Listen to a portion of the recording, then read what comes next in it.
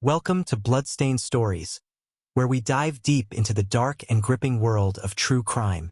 I'm your host, Joseph, and today we're exploring one of the most enigmatic and terrifying serial killer cases in American history, the Zodiac Killer.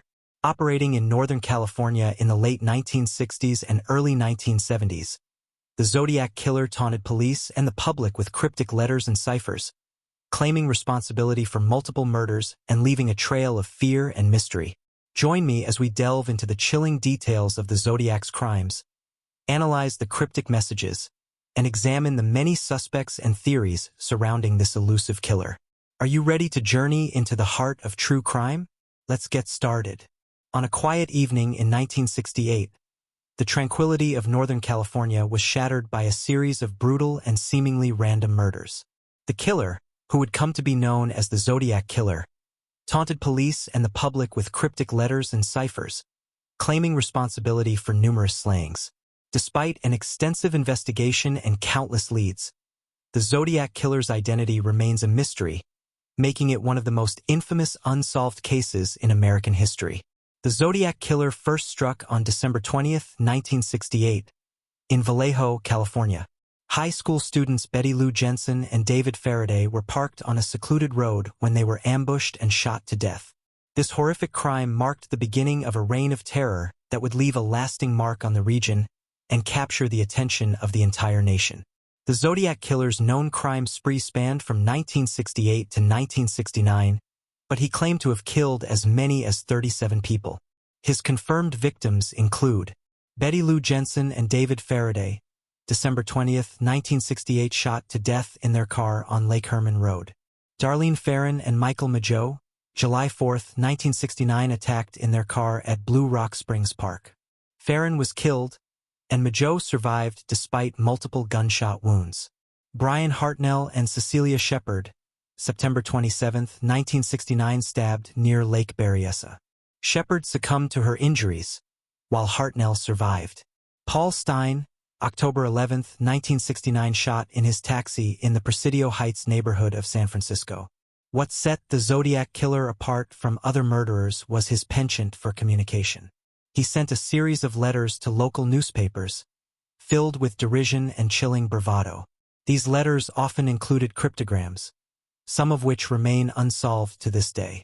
In his letters, the Zodiac Killer provided details of the murders that only the perpetrator could know, confirming his identity as the killer. One of the most infamous letters was sent to the San Francisco Chronicle on August 1, 1969. It contained a cipher that, when partially decoded, revealed a disturbing message. "I like killing people because it is so much fun." This taunting communication strategy kept the Zodiac Killer in the public eye and added an extra layer of fear and intrigue to the case. The investigation into the Zodiac Killer's crimes was one of the most extensive in American history.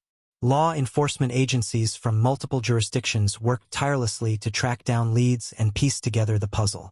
Hundreds of suspects were investigated, but none were definitively linked to the crimes. Several potential suspects emerged over the years. Arthur Lee Allen, a convicted child molester, was one of the most prominent. Despite circumstantial evidence suggesting his involvement, including a watch with the Zodiac symbol and timelines matching the crimes, forensic evidence failed to conclusively connect him to the murders. Allen died in 1992, and his case remains unresolved. Other suspects included Ted Kaczynski, the Unabomber, and various individuals with possible ties to the ciphers or known to have lived in the areas where the murders occurred. However, no suspect has been definitively proven to be the Zodiac Killer. The Zodiac Killer case had a profound impact on law enforcement techniques and the public's perception of safety. The killer's use of ciphers and coded messages prompted advancements in cryptographic analysis.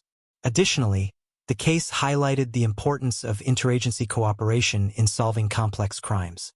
The Zodiac Killer's taunting letters and unsolved ciphers continue to fascinate and frustrate investigators and amateur sleuths alike.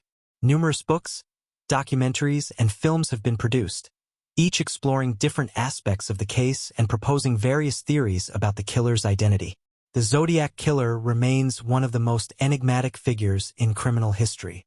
His brutal murders, combined with his cryptic communications, created a legacy of fear and intrigue that persists to this day. Despite decades of investigation, the true identity of the Zodiac Killer continues to elude authorities, leaving a dark shadow over the annals of American crime. In reflecting on the Zodiac Killer case, we are reminded of the complexities and challenges inherent in criminal investigations. The quest for justice for the victims endures, driven by the hope that one day, new evidence or advancements in technology will finally unravel the mystery of the Zodiac Killer and bring closure to one of America's most notorious unsolved cases. Thank you for joining us on this episode of Bloodstained Stories as we investigated the chilling mystery of the Zodiac Killer. If you found this deep dive into one of America's most notorious unsolved cases compelling, please subscribe and leave a review. Your support helps us bring more in-depth true crime stories to you. Follow us on social media for updates and behind-the-scenes content. Have a theory or a case you'd like us to cover? We'd love to hear from you.